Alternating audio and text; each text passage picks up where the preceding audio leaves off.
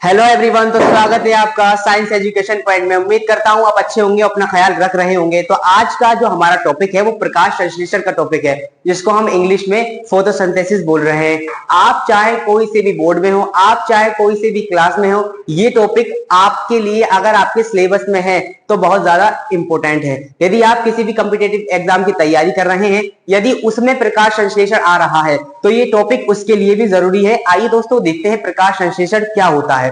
तो प्रकाश संश्लेषण, यदि मैं इसकी अगर संधि विक्षेप की बात करूं, अगर मैं बोलूं मेरा प्रकाश क्या है, प्रकाश का मतलब हमारा लाइट होता है और संश्लेषण का मतलब होता है बनना। अगर मैं बात करूं प्रकाश संश्लेषण का, अगर मेरा सीधा सीधा अर्थ क्या निकला, तो मेरा जो अर्थ है प्रकाश की मदद से, प्रकाश की मदद से कुछ बनना। तो यदि आपसे कोई अगर प्रकाश संश्लेषण की, फोटोसिंथेसिस की अगर संधि करके पूछता है कि हमें बताओ कि प्रकाश संश्लेषण क्या होता है, तो प्रकाश की मदद से कुछ बनना प्रकाश संश्लेषण कहलाता है। यदि अगर मैं इसकी परिभाषा की बात करूं, यदि मैं इसकी डेफिनेशन की बात करूं, तो डेफिनेशन क्या है अब हम देखते हैं। प्रकाश संश्लेषण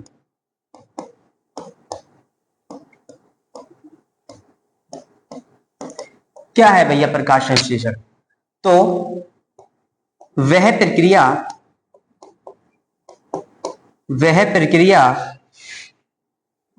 है जिसमें जिसमें सभी हरे पादप, पादप मतलब पेड़ पौधे, ठीक है, CO2 व H2O की सहायता से, ठीक है भाई, प्रकाश की उपस्थिति में, की मौजूदगी में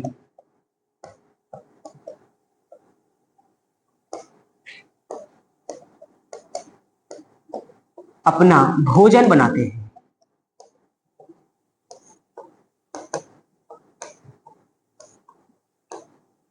ये प्रकाश संश्लेषण कहलाता है। मैंने क्या कहा?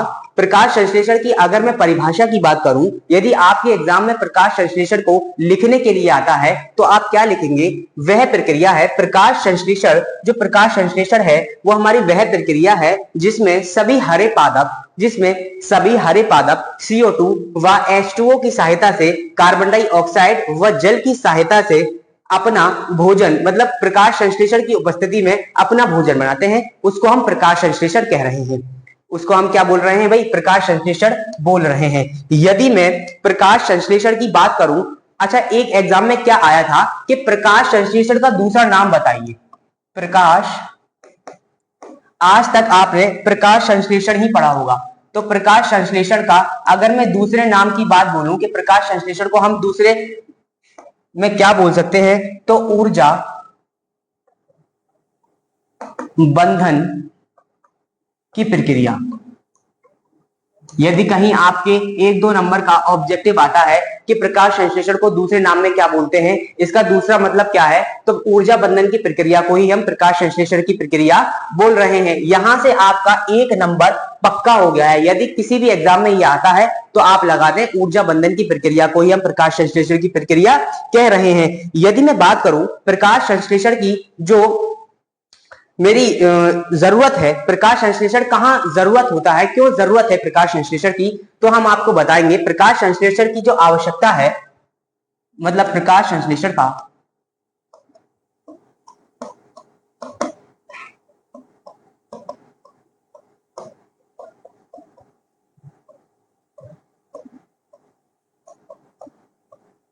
तो भाई प्रकाश संश्लेषण की जो हमें आवश्यकता है, पृथ्वी पर सभी सजीव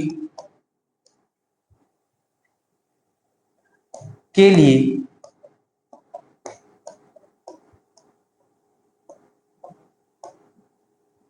है, क्योंकि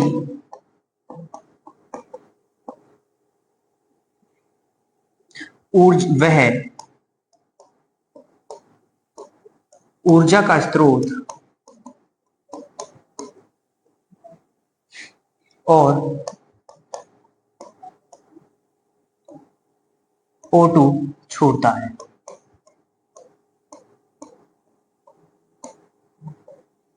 यदि आप जानते हैं अगर हमें CO2 ना मिले, सॉरी O2 ना मिले, तो हमारे साथ क्या होगा?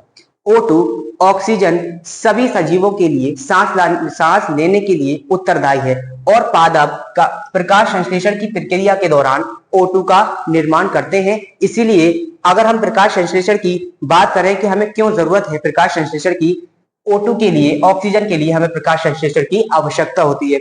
आइए बच्चों, अब हम देखते हैं जो प्रकाश संश्लेषण का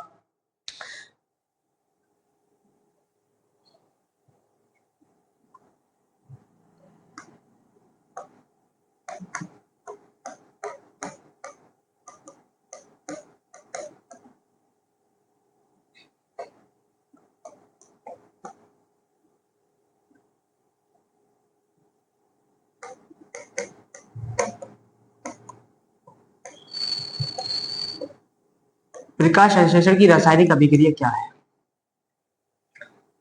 CO2 प्लस H2O की उपस्थिति में सूर्य का प्रकाश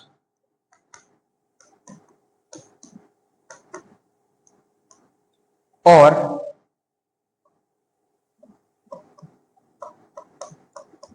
क्लोरोफिल, तो हमारा उत्पाद बनता है C6H12O6, जिसको हम ग्लूकोज कह रहे हैं, और H2O प्लस O2 बनता है।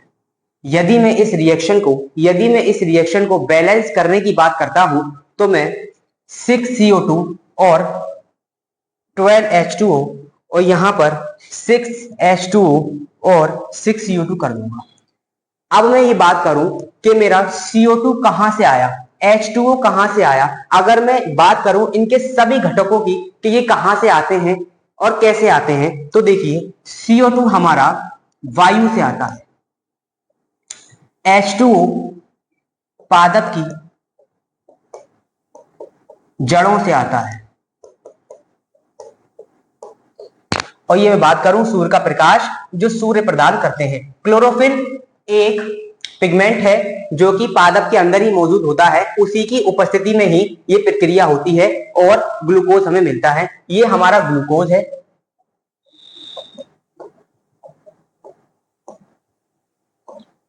और ये हमारा जल, और ये हमारा ऑक्सीजन है।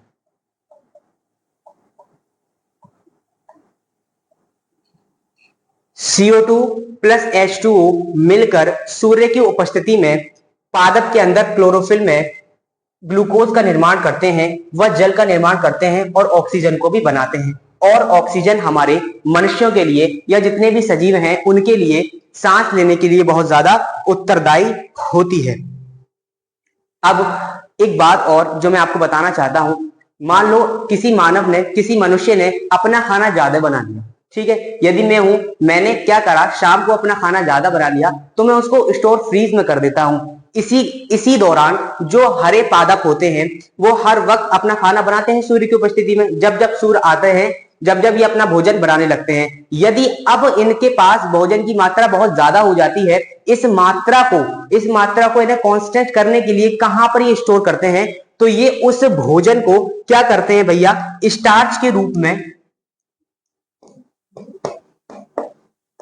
स्टार्च यानी कि मंड, जिसको हम हिंदी में मंड बोल रहे हैं, के रूप में संचित कर लेते हैं। संचित का मतलब भाई जमा कर लेते हैं।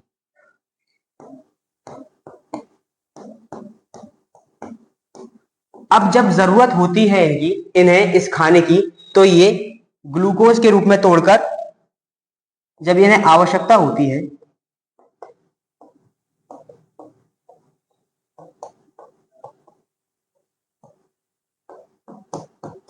तो यह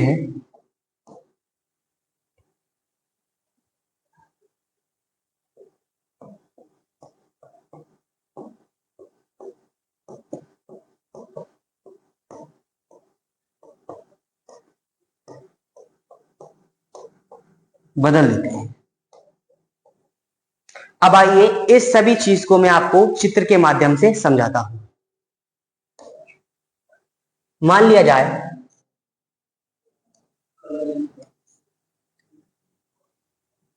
ये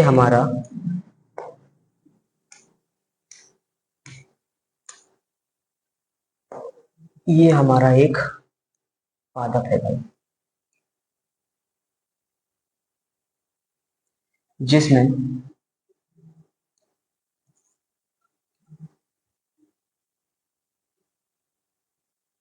ये एक हमारी लीफ है, पत्ती, जिसको मैं तना, और ये मेरी पत्ती। ठीक है। अब मैं बात करूं कि सबसे पहले मेरी जो प्रक्रिया थी वो थी CO2 की प्लस H2, और इससे मेरा सूर्य के प्रकाश,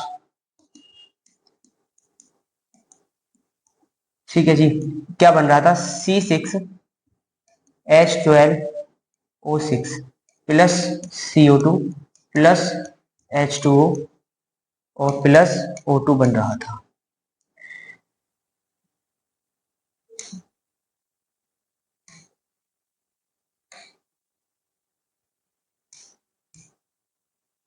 तो मेरा ये बन रहा था। अब मैं बात करूं मेरा CO2 कहां से आ रहा था, तो मेरा CO2 हम वायु से ही रह रहे थे। हम यहाँ रह रहे हैं, हम आप वहां रह रहे हैं, कहीं पर भी हर जगह वायु मौजूद है और उस वायु में CO2 O2 सब जगह मौजूद है। तो इसलिए जो हमारी ये CO2 है वो हम वायु से ले लेते हैं, CO2।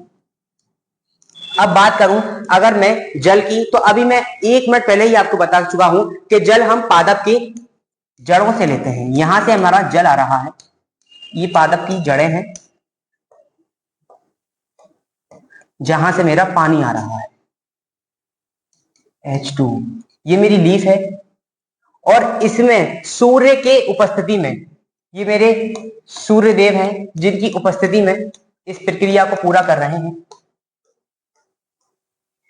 इनका प्रकाश आता है हमारे पास H2O प्लस CO2 और सूर्य के प्रकाश, और इस पत्ती में ही हमारा उपस्थित, इस पत्ती में ही हमारा उपस्थित क्लोरोफिल होता है, जिसके कारण हमारा उत्पाद में भाई C6H12O6, जिसको हम ग्लूकोज बोल रहे हैं। मैं उम्मीद करता हूं आपको ये वीडियो अच्छी लगी होगी, पसंद आई होगी, और आप इस वीडियो के अंत में कमेंट में जाकर बता सकते हैं आपको ये वीडियो कैसे लगी, और लाइक भी जरूर करके जाएं। Thank you. हेलो।